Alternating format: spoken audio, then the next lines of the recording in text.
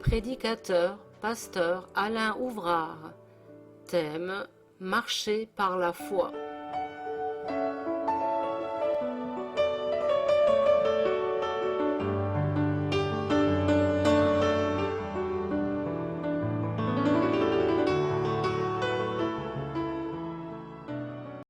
Je vous propose que nous ouvrions notre Bible et nous allons faire une lecture dans l'évangile de Luc. Une histoire nous est rapportée qui est très intéressante pour fonder notre foi et nous amener à faire des expériences spirituelles. Donc j'ai dit Luc chapitre 8 et au verset 40, j'ai sous les yeux ce texte que je lis maintenant. À son retour, Jésus fut reçu par la foule, car tous l'attendaient. Et voici, il vint un homme nommé Jaïrus, qui était chef de la synagogue. Il se jeta à ses pieds et le supplia d'entrer dans sa maison, parce qu'il avait une fille unique d'environ 12 ans qui se mourait. Pendant que Jésus y allait, il était pressé par la foule. Or, il y avait une femme atteinte d'une perte de sang depuis 12 ans, et qui avait dépensé tout son bien pour les médecins, sans aucun ait pu la guérir. Elle s'approcha par derrière et toucha le bord du vêtement de Jésus. Au même instant, la perte de sang s'arrêta, et Jésus dit « Qui m'a touché ?» Comme tous s'en défendaient, Pierre et ceux qui étaient avec lui dirent « Maître, la foule t'entoure et te presse, et tu dis « Qui m'a touché ?» Mais Jésus répondit « Quelqu'un m'a touché, car j'ai connu qu'une force était sortie de moi. » La femme, se voyant découverte, vint toute tremblante, se jeter à ses pieds et déclara devant tout le peuple pourquoi elle l'avait touchée et comment elle avait été guérie à l'instant. Jésus lui dit « Ma fille, ta foi t'a sauvée, va en paix. » Comme il parlait encore, survint de chez le chef de la synagogue quelqu'un disant « Ta fille est morte, n'importune pas le maître. » Mais Jésus, ayant entendu cela, dit au chef de la synagogue « Ne crains pas, crois seulement et elle sera sauvée. » Lorsqu'il fut arrivé à la maison, il ne permit à personne d'entrer avec lui, si ce n'est à Pierre, à Jacques, à Jean, et au père et à la mère de l'enfant. Tous pleuraient et se lamentaient sur elle. Alors Jésus dit « Ne pleurez pas, elle n'est pas morte, mais elle dort. » Et il se moquait de lui, sachant qu'elle était morte. Mais il la saisit par la main et dit d'une voix forte « Enfant, lève-toi. » Et son esprit revint en elle. Et à l'instant, elle se leva, et Jésus ordonna qu'on lui donne à manger. Les parents de la jeune fille furent dans l'étonnement, et il leur recommanda de ne dire à personne ce qui était arrivé. Voilà un récit qui n'est pas passé inaperçu, puisque nous savons que le rapport de cet événement, il nous est rapporté par, à la fois par Matthieu, par Marc, et puis enfin par Luc. Nous sommes en effet confrontés avec ce grand phénomène, si nous pouvons l'appeler ainsi, qu'est la foi. La foi qui nous permet de toucher du doigt l'invisible de Dieu et puis d'obtenir le miraculeux, de voir le surnaturel se manifester dans notre vie. Et quelqu'un a écrit cette définition de la foi, il a dit tout simplement ceci: croire en Dieu, c'est avoir une confiance absolue et inébranlable dans ce que Dieu dit, même si ce témoignage de Dieu, ce témoignage de Jésus-Christ, n'est appuyé par aucune preuve, même si tout semble le contredire. Et c'est précisément autour de cette pensée que j'aimerais que nous allions à la découverte de ce cheminement de cet homme qui s'appelle Jaïrus et qui était venu pour une guérison et qui est reparti avec une résurrection. Donc nous touchons là au prodige que Dieu est capable de manifester dans nos vies. Et c'est vrai que cet homme a marché sans aucune preuve, sinon ce que Jésus lui a dit. Et nous allons également cheminer avec lui en quelque sorte, et prendre en considération que tout au long de ce chemin qui va l'amener vers la victoire, Jaïrus va découvrir une multitude d'obstacles qui va surmonter tout simplement dans cet abandon, dans cette confiance inébranlable qu'il met en Jésus. Nous voyons que si nous reprenons le texte, nous sommes confrontés avec toutes ces foules qui entourent Jésus, puisque nous l'avons lu il y a un instant, il nous est dit qu'il fut reçu par la foule car tous l'attendaient. Alors on peut toujours s'interroger pourquoi Jésus était attendu par ces foules aussi nombreuses. Certains y voyaient probablement un faiseur de miracles, un homme qui avait une capacité extraordinaire. Il venait pour le spectacle. D'autres venaient parce qu'ils étaient aux prises avec toutes sortes de souffrances et ils espéraient recevoir quelque chose de la part de ce prophète de Nazareth. Et puis d'autres, nous dit la Bible, venaient pour l'entendre. Ils étaient là avides de recevoir une parole qui pouvait transformer leur cœur et leur apporter ce dont ils avaient besoin. Mais on ne l'oublie pas que la foi vient de ce que l'on entend. Et nous voyons que, encore, d'une manière très, très simple, le récit que nous avons devant les yeux nous montre que c'est sur ce que Jésus dit, que la foi grandit, que la foi se développe, qu'elle résiste à toutes les contradictions, à toutes les oppositions, et c'est ce que nous allons découvrir. Si je reprends le texte, il nous est simplement rappelé qu'il est venu vers Jésus un homme dont le nom nous est laissé, Jaïrus, et ce n'était pas n'importe qui, puisqu'il était le chef de la synagogue, donc un personnage qui avait probablement une responsabilité religieuse de son temps, et cet homme, par-delà peut-être les préjugés qui étaient communs à tous ses collègues pharisiens ou autres, lui est venu vers Jésus. Il n'est pas venu pour le juger, le critiquer, ou en effet lui poser des questions captieuses, mais il est venu parce qu'il avait un gros problème, à tel point que cet homme va montrer sa foi et son humilité, parce qu'il se jette aux pieds de Jésus, et le fait de ce geste démontre en effet à la fois toute sa modestie, en laissant derrière lui probablement ce qu'il pouvait considérer comme une supériorité, puisqu'il était chef de synagogue, et puis également un grand besoin, puisque nous avons là cette assertion, cette affirmation. Il nous est dit qu'il le supplia d'entrer dans sa maison. Jaïrus voulait que Jésus se rende dans sa maison, parce que là il y avait quelque chose qui lui tenait à cœur, probablement d'une grande peine, parce qu'il avait une fille unique d'environ 12 ans, et tout simplement avec cette nécessité de Jésus de se porter au secours de son enfant parce qu'elle se mourait. Tout simplement, on peut comprendre la détresse de ce père de perdre son enfant, surtout qu'il nous est signalé que c'était sa seule fille, une adolescente, et nous voyons que lorsque Jésus a entendu la demande de Jaïrus, il n'a pas répondu vraisemblablement, mais il est allé, il a suivi cet homme, et une petite nuance, une petite phrase qui nous est laissée, c'est qu'il nous est dit qu'il était pressé par la foule. Alors ça, nous sommes déjà confrontés avec un premier obstacle, c'est-à-dire ceux et celles qui entourent Jésus, ceux qui entouraient à ce moment-là Jésus, pouvaient véritablement faire un obstacle, cette foule qui suivait comme des badauds, des spectateurs, pouvaient en effet constituer un obstacle, probablement pour Jaïrus, se frayer un chemin à travers la foule, atteindre Jésus, et puis de lui dire, maintenant tu vas venir à la maison parce qu'il y a une urgence, et nous savons que lorsque Jésus se déplace dans un sens ou dans un autre, c'est que tout le monde le suit. Et vous savez, une foule qui marche, une foule qui suit, c'est pas forcément une course. Et ça, probablement, c'est un écran entre le besoin urgent de Jaïrus et puis Jésus qui va aller, mais il est suivi par cette foule nombreuse qui est là derrière lui. Et puis vous avez remarqué avec moi, il nous est dit que alors que Jésus se met en route, il va y avoir une interruption, puisque une interruption dans cette marche. Alors il nous est simplement dit qu'il y avait une femme qui était atteinte d'une perte de sang depuis 12 ans et qui avait dépensé beaucoup d'argent pour être guérie, mais qui n'avait finalement trouvé aucun soulagement. Alors cette femme est venue d'une manière très discrète, peut-être différemment de Jaïrus, mais elle s'est approchée par derrière et elle a simplement touché le bord du vêtement de Jésus.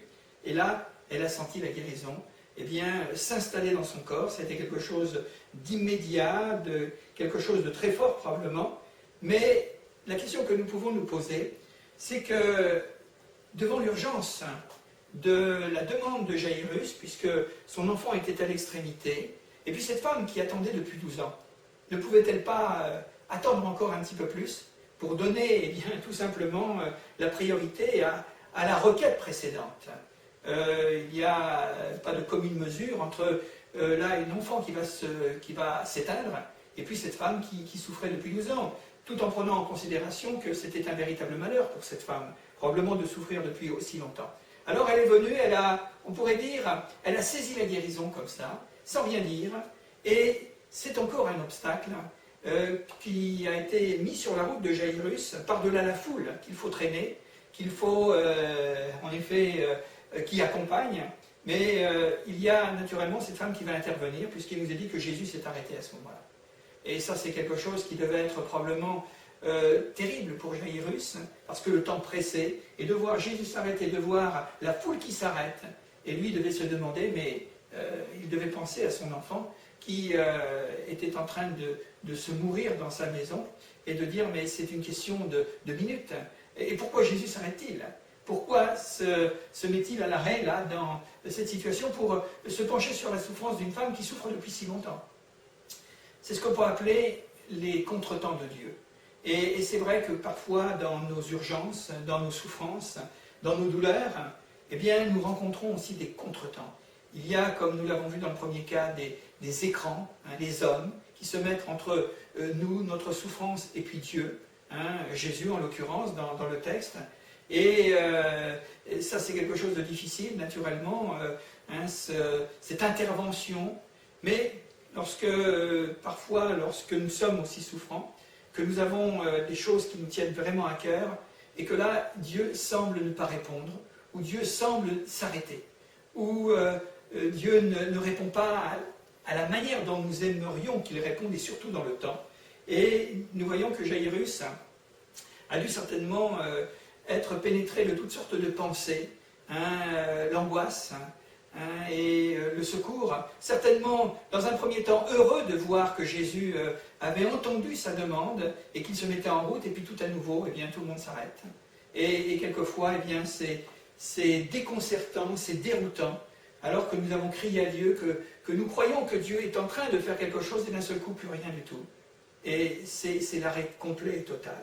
Alors, probablement, dans le cœur de Jairus, il y a eu comme un vacillement, et il a dû se dire, mais c'est fini, s'il s'arrête pour s'occuper de ce cas, eh bien, mon enfant va mourir. Et il devait certainement, les secondes pour lui devaient représenter une véritable éternité, en quelque sorte. Alors, les choses se passent ainsi. Et puis, voilà, cette femme est guérie, elle s'en va. Tout le monde reprend la route. Jairus, certainement, en tournant les regards vers Jésus, plein d'angoisse, en disant, mais est-ce que nous allons arriver à temps? Voilà que le verset 49 que j'ai sous les yeux, eh bien, nous dit, comme il parlait encore, survint de chez le chef de la synagogue quelqu'un disant, ta fille est morte, n'importune plus le maître. Alors ça, c'est un coup de poignard dans le cœur de Jairus, parce qu'il avait à peine fini avec cette femme, et puis dans ce qui nous est présenté, nous voyons que là, à ce moment-là, eh bien, quelqu'un, un de ses serviteurs, des serviteurs de sa maison, est arrivé probablement avec une triste figure, et pour annoncer la nouvelle, puisqu'il nous est simplement rappelé que ce serviteur s'est tourné vers Jairus, son maître, et lui a dit, c'est désespérant, mais il lui a dit cette parole, mais ta fille est morte. Quel remords et quel regret pouvait avoir ce père, de ne pas avoir peut-être pris Jésus par le bras et de l'avoir entraîné en disant il faut aller plus vite, parce que mon enfant va mourir, elle est à l'extrémité. Et cette nouvelle vient finalement confirmer que ce contretemps de Dieu, cette foule qu'il faut traîner, qui alourdit la marche. Alors tout ça, c'est certainement la cause.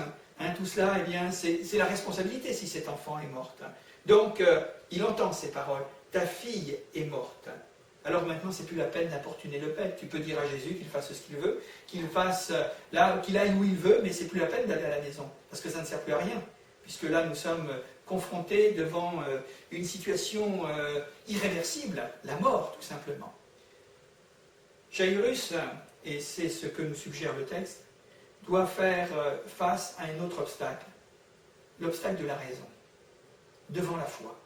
Parce que ça, c'est quelque chose de profondément dissuadant. Si nous commençons dans notre cheminement spirituel, dans notre marche de foi, et que là, à ce moment-là, eh bien, notre intelligence, la logique, les réalités de la vie nous frappent, alors nous risquons de sombrer, nous risquons en tous les cas de tout perdre. Parce qu'entendre cette parole, ta fille est morte, c'est vrai que, humainement parlant, il n'y a rien à faire. C'est fini maintenant. Mais une chose qui est certaine, c'est que lorsque l'homme dit c'est fini, Dieu nous dit il y a encore de l'espoir. Il y a encore, en effet, de l'espérance. Et c'est cet obstacle de la raison qu'il faut dépasser pour aller plus loin, pour eh bien, continuer la route. Et je crois que ce que nous avons besoin de demander à Dieu et ce que nous avons besoin de travailler peut-être dans notre démarche de foi, c'est que notre logique, nos raisonnements, notre raison ne viennent pas tuer notre foi. Parce que si on s'arrête là, eh bien c'est fini. Imaginez-vous que Jairus se tourne vers Jésus et lui dise « mais il n'y a plus rien, c'est fini, alors c'est plus la peine de m'accompagner ». Mais nous voyons que Dieu est rempli de compassion parce qu'il connaît notre fragilité, il connaît notre faiblesse.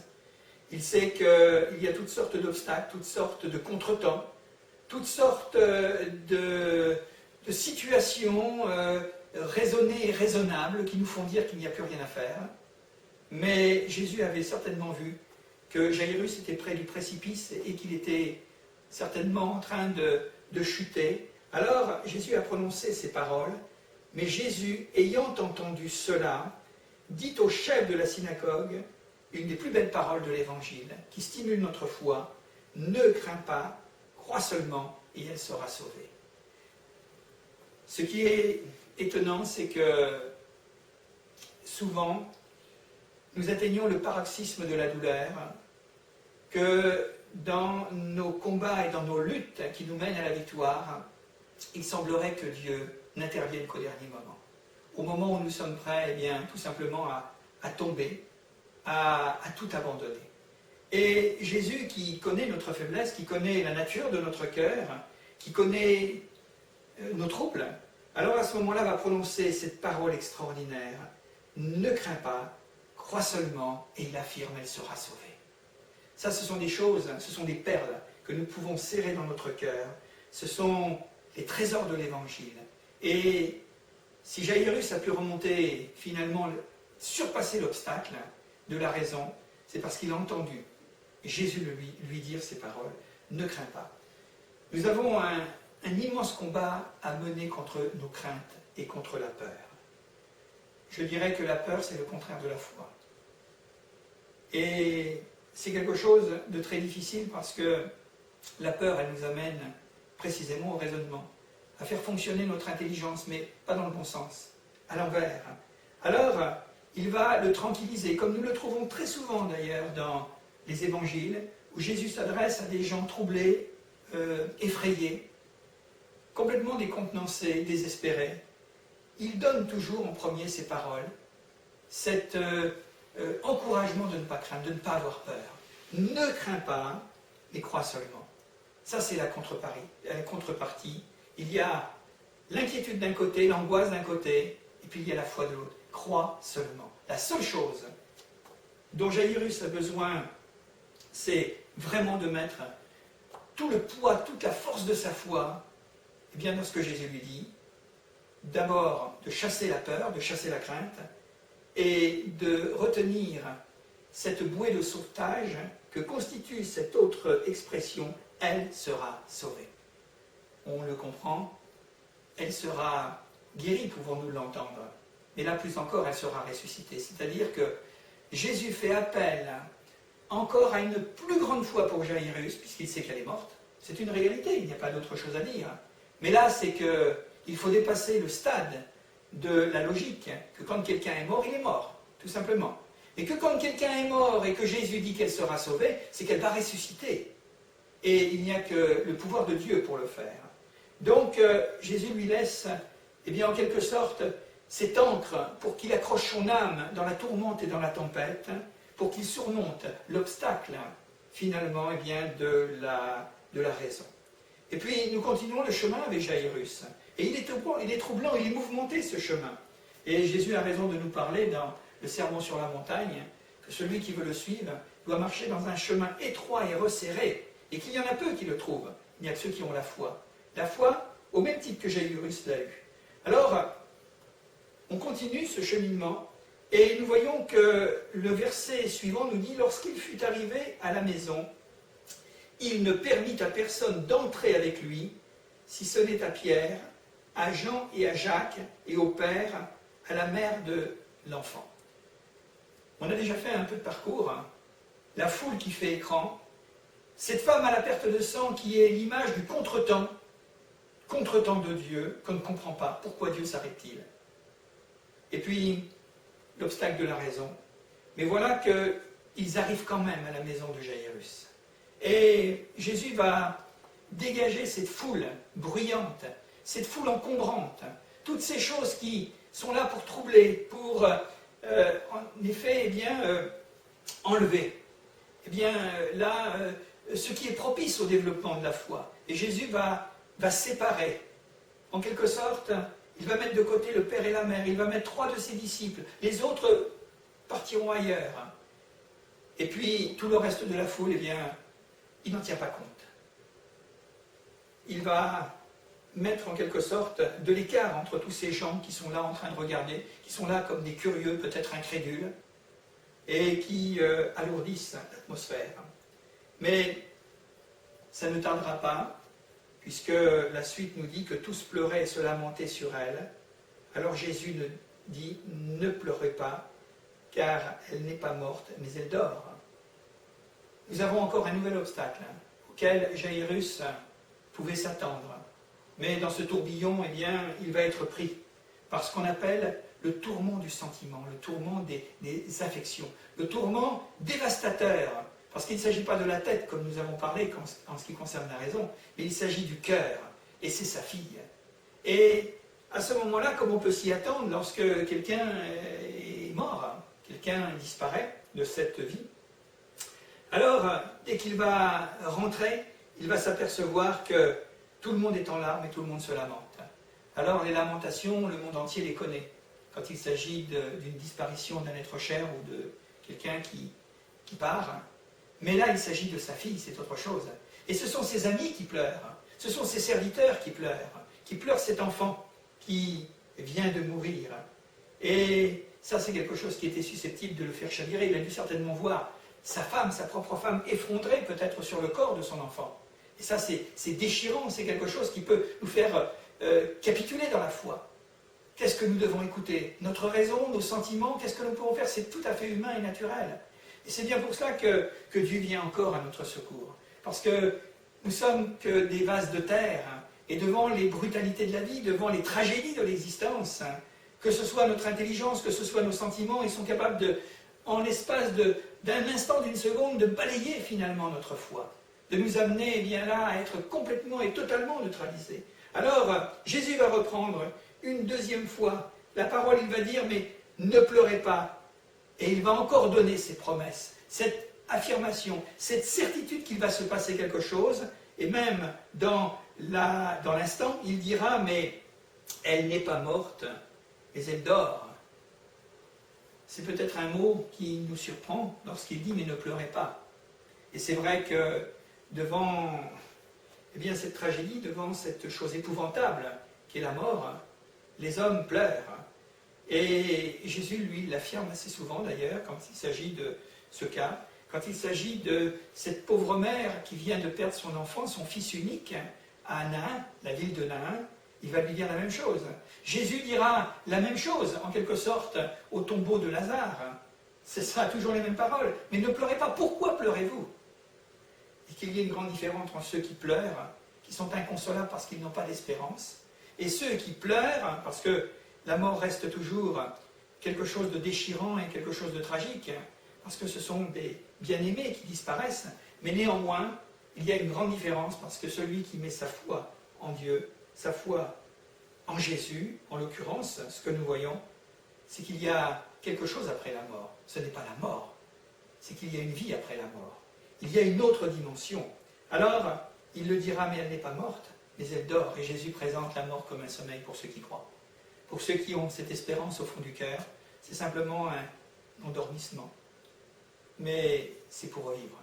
C'est pour finalement rentrer dans une autre dimension.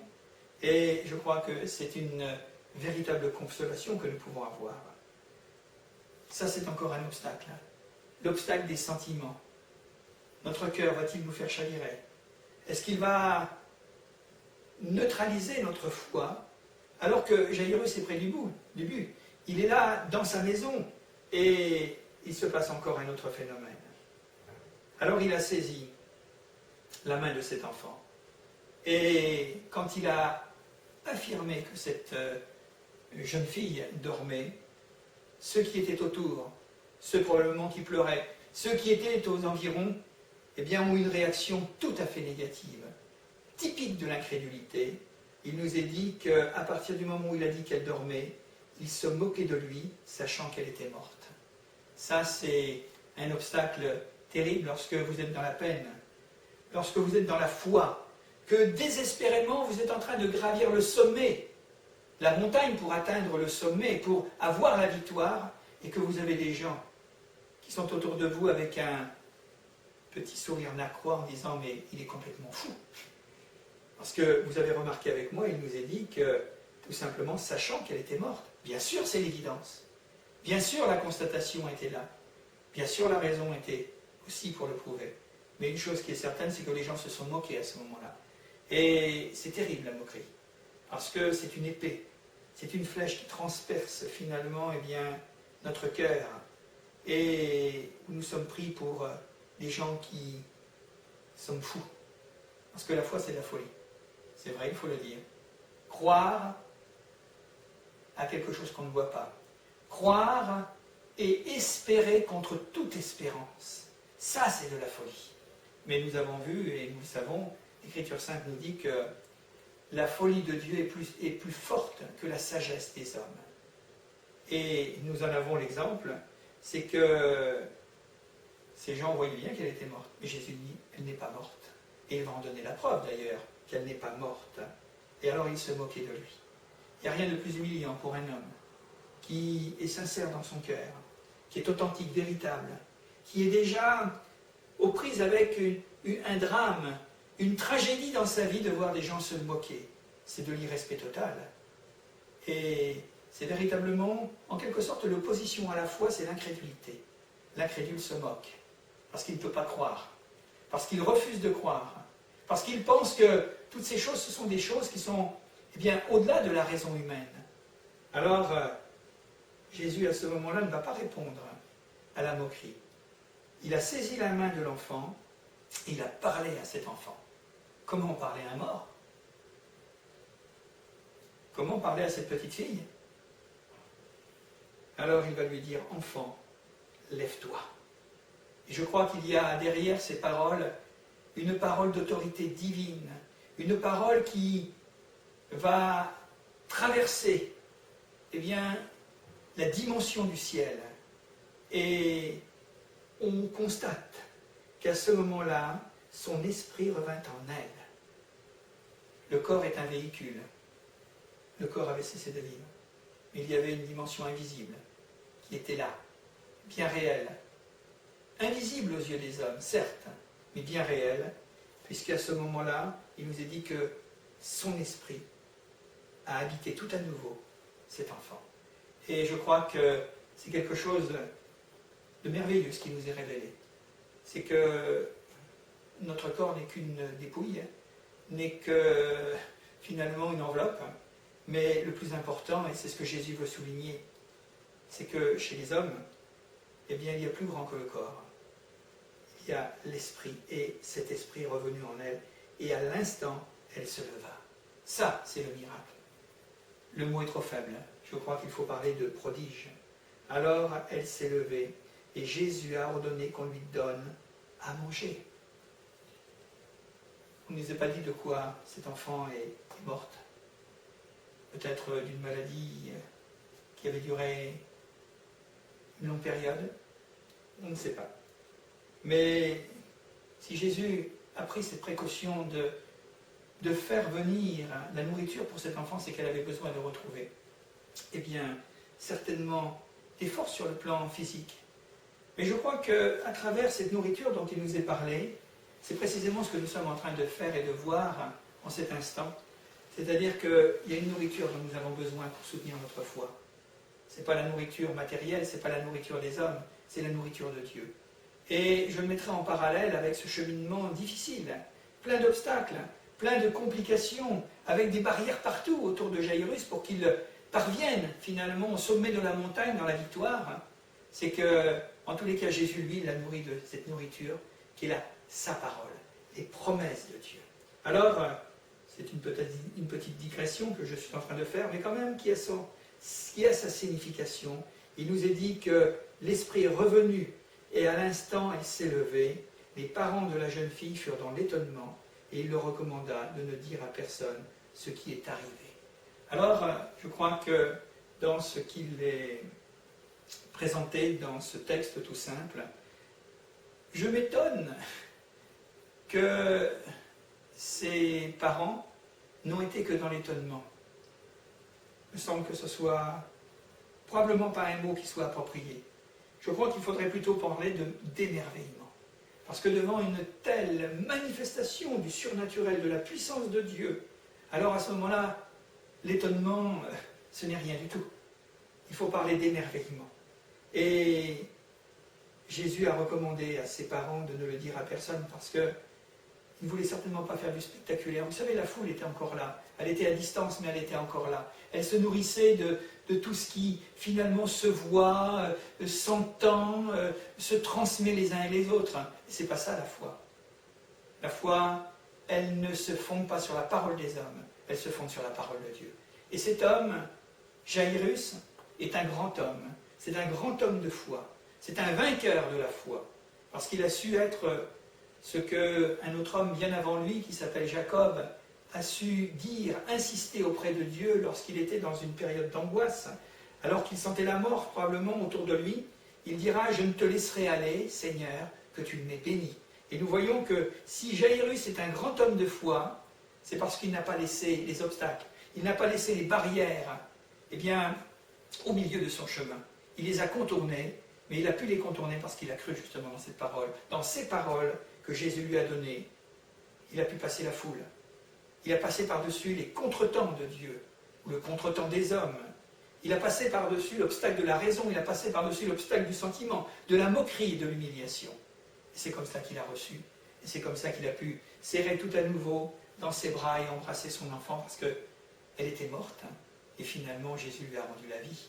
Alors on peut le transposer dans bien des domaines, que ce soit dans nos problèmes de souffrance physique, c'était le cas, la maladie, que ce soit dans nos problèmes moraux, lorsque parfois nous sommes au désespoir et que nous avons la mort dans l'âme et que nous ne savons pas comment nous allons nous en sortir, aux prises avec cet état de dépression ou d'anxiété, où nous sommes profondément malheureux, peut-être parce que nous sommes touchés d'un chagrin que nous ne pouvons pas surmonter, ou dans nos luttes, ou dans nos combats au niveau spirituel, peut-être contre le mal en nous-mêmes, le mal qui est autour de nous, et que nous ne savons pas comment nous allons nous en sortir, et que nous avons le sentiment que la mort est là. Alors une chose que nous avons besoin de savoir, c'est que nous avons besoin de revenir à ce que Jésus nous dit, à sa parole, et que nous ne nous arrêtions pas devant les obstacles, parce qu'il y en aura des obstacles. Il y aura toujours des obstacles dans notre vie. Et je dirais même à la limite, et je finis sur cette pensée, c'est que les obstacles sont faits non pas pour nous neutraliser, nous détruire, mais je dirais que les obstacles sont permis par Dieu pour fortifier notre foi. Parce qu'à chaque fois que nous passons un obstacle, nous prenons une victoire, et cette victoire nous amène à une autre victoire, à un autre obstacle certes, mais à une autre victoire. Et je crois que surtout ne nous arrêtons pas sur ce chemin. On a un cas typique, on a un cas très intéressant dans l'histoire de Jairus, c'est que si nous allons jusqu'au bout, et que nous nous abandonnons complètement et totalement, que nous remettons notre vie, entièrement notre problème, notre difficulté, mais le Seigneur, lui, sait déjà à l'avance ce qu'il va faire, puisqu'il avait dit à Jairus, mais elle sera sauvée. Alors pourquoi pas nous? Pourquoi pas nous dans le domaine de notre vie spirituelle, dans notre domaine de nos errances morales, ou peut-être de nos douleurs et de nos souffrances physiques, mais pourquoi pas nous? Si Jésus l'a dit, c'est qu'il faut le croire. et que nous pouvons le croire, et si nous le croyons, eh bien nous le verrons s'accomplir. Alors que Dieu nous bénisse, que Dieu vous bénisse, et nous allons prier quelques instants maintenant. Seigneur, nous voulons te rendre grâce et te remercier pour ta parole. Merci parce que c'est une belle histoire, une histoire de toujours, l'histoire pour tous les hommes, que nous nous appelions Jairus ou autrement, peu importe. Nous pouvons nous identifier, nous pouvons peut-être nous reconnaître dans, en effet, Seigneur, ce chemin qui est rocailleux, ce chemin qui est en effet périlleux, ce chemin où 1000 fois nous croyons que nous allons tomber, que nous allons chuter, et pourtant tu es à nos côtés pour nous dire, ne crains pas, crois seulement, je te demande maintenant de bénir ceux qui entendent ta parole, ceux qui reçoivent ce message dans leur souffrance, touchés par leur douleur, et qu'ils puissent, en effet, Seigneur, reconnaître, venir vers toi et te dire, eh bien Seigneur, moi je vais aller jusqu'au bout, et je ne me laisserai pas faire, je ne me laisserai pas accabler, je ne me laisserai pas voler ce que tu as promis, puisque tu as dit que je serai sauvé. Alors merci Seigneur, pour ta bonté et ta fidélité. Merci pour ta grâce, merci pour ta parole, merci pour ton œuvre que tu fais dans nos cœurs, dans notre vie entière. Merci Jésus. Amen.